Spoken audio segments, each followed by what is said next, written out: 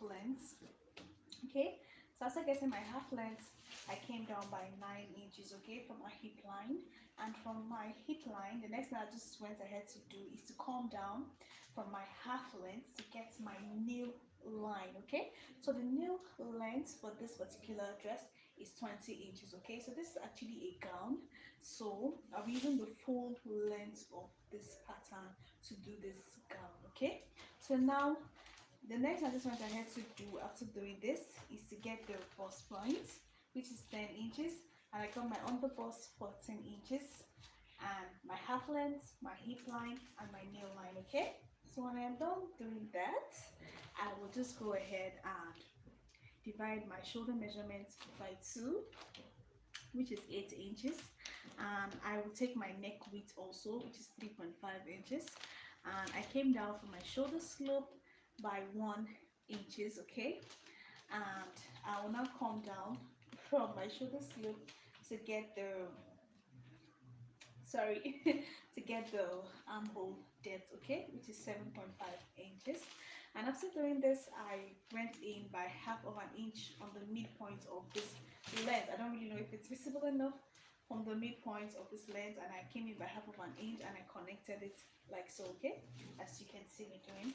So the next thing I will just do is to get my nipple to nipple. I will put my nipple to nipple on this bust point, on the bust,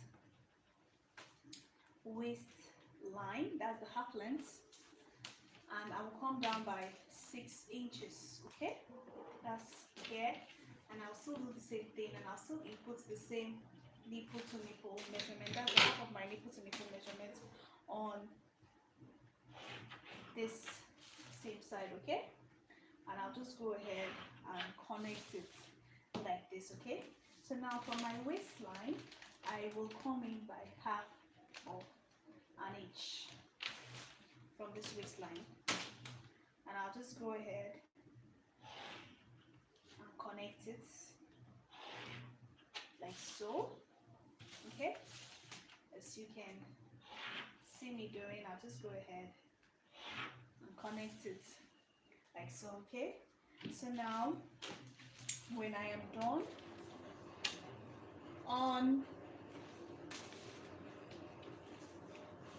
this shoulder slope, I'll look for the midpoint of the shoulder slope, and I'll just go ahead and mark the midpoint like this. Okay, now when I mark the midpoint like this, I'll just take note of it, and I'll connect it like this to meet the bust point. Okay, that's the midpoint of the shoulder slope. I'll connect it to meet the bust point like this. Okay, as you now from this midpoint that I've already marked, I will come in, that's on this side. Now this is the midpoint that I've marked. I will come in on this side by 1.5 inches. Okay, that's on this side facing the armhole measurement. I will come in by 1.5 inches. Okay, like this, and I'll connect it to meet the bust point like so. Okay, you can see I'll connect it to meet the bust point. Now I have to replace this 1.5 inches that I did. Okay, I will now come to this side, that's this armhole curve side, and I will replace the 1.5 inches that I did. Then I'll connect it, okay, like this.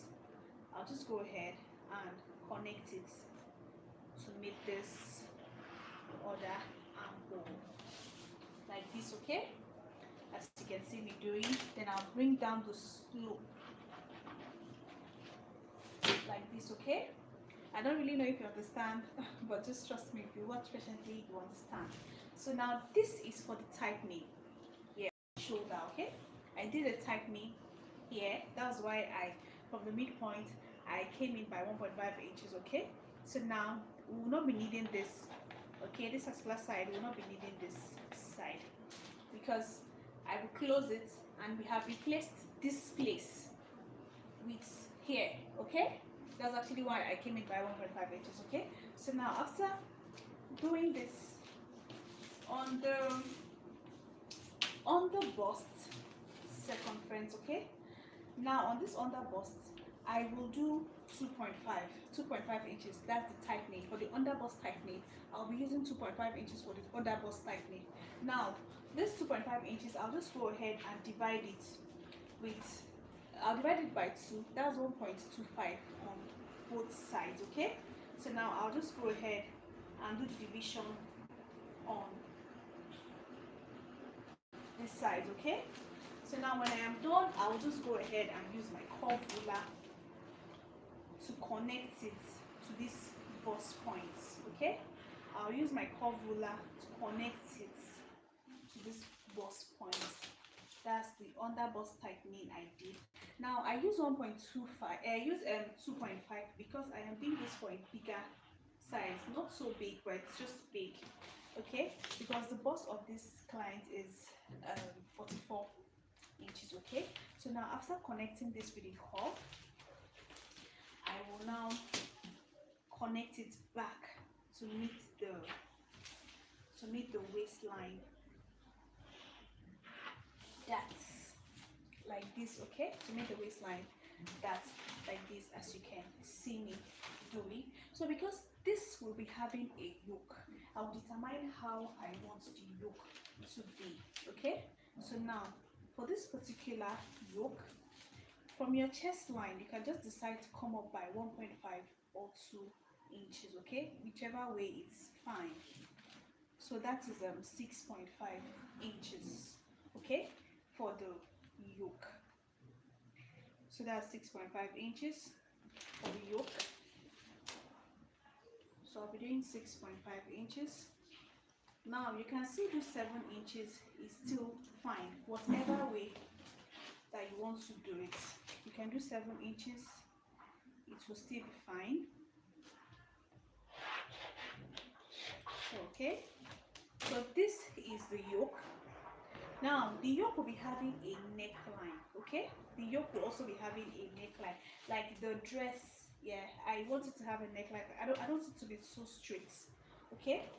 So now what I will just do here is to come from this yoke, okay, and I'll connect it to how I want the neckline to be, okay? Now I'm not measuring this part, but I don't want it to be so deep because the client does not want a deeper yoke neckline, okay? So I'll just go in here and I'll just connect it to meet here like this, okay? So this is my yoke neckline, as you can see. So from this part now, I will still come down from here by 3.5 inches and I'll connect. Okay, I'll just go ahead. I'll connect this, I'll connect this to make this, okay? So this is it. Now it's now time for me to take all my measurements, okay? That's the circumference measurement. So now first I'll just go ahead to do is to divide my bust circumference. I'll divide my bust circumference. The bust circumference for this client is 42, okay? That's 10.2 10.5, sorry, and 10.5. So I'll just go ahead and mark it, okay? I'll just go ahead and mark it. And on this place, I'll replace this half of an inch that we have in between here. On this side, that's I'll replace it here. So it's actually what we have. Now, I'll divide the waist circumference for this client, which is 38. Now, the 38 is, I think it's 9 inches. 32, 33, 34, 35, 36, 37, 38, 9.5 inches, sorry. So I'll just go ahead and mark it. And for this dart, I will replace it back. I'll replace half of the dart measurement because I want it to be a little bit tight. So instead of replacing 1 inch of the dart, I'll replace half of it, okay? Of the dart. Now I will just go ahead and divide my hip circumference by 4, which is 11 inches. And now from this 11 inches, I will just minus 1.5 for my new line, okay, or minus 1.5.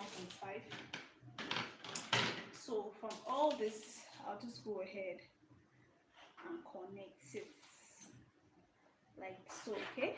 As you can see me doing, I'll just go ahead and connect it like so, as you can see me doing, like this. I'll just go ahead and connect.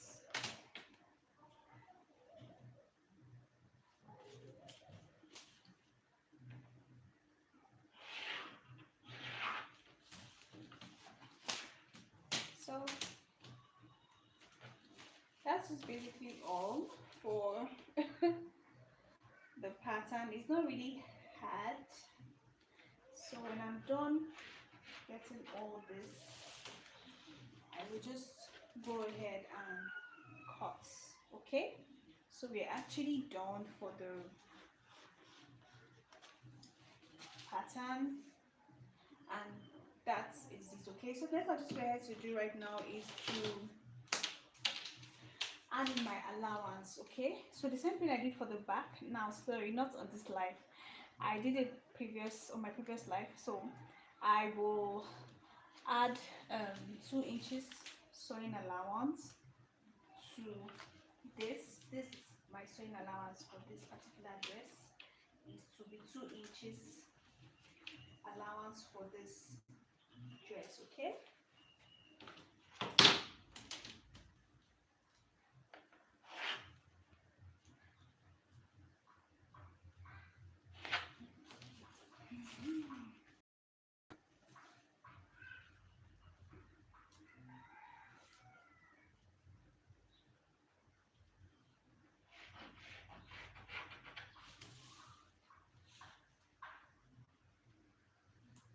So I'm just connecting all of them.